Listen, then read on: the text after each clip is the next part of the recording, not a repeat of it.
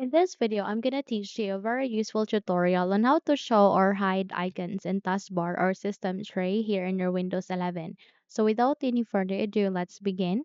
First things first, we need to navigate to the start, make a right click, scroll up and click on settings.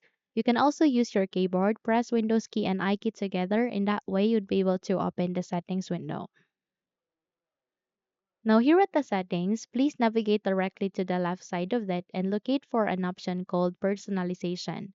The moment you click on it, wait until you'll be able to open the personalization settings where here you need to scroll down on the list and proceed with taskbar. So the moment you click on it, you will be able to bring up the taskbar settings where here you'll be able to see taskbar items, system tray icons, other system tray icons, and taskbar behaviors. So here at the other system tray icons, navigate here and there you can see down arrow key. Please click on that one. The moment you click on it, you would be able to see a list of system tray icons that you can show or that you can hide here in your Windows 11 taskbar. So by that, you would be able to see a switch here.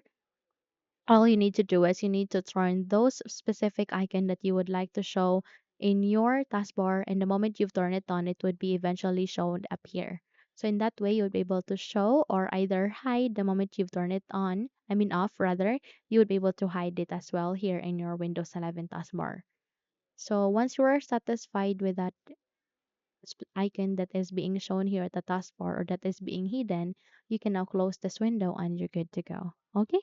So that's it. If you think this video had helped you a lot, then don't forget to subscribe, hit the like button, as well as the bell icon to be updated for more tutorials like this. Thank you for watching and have a good day, everyone.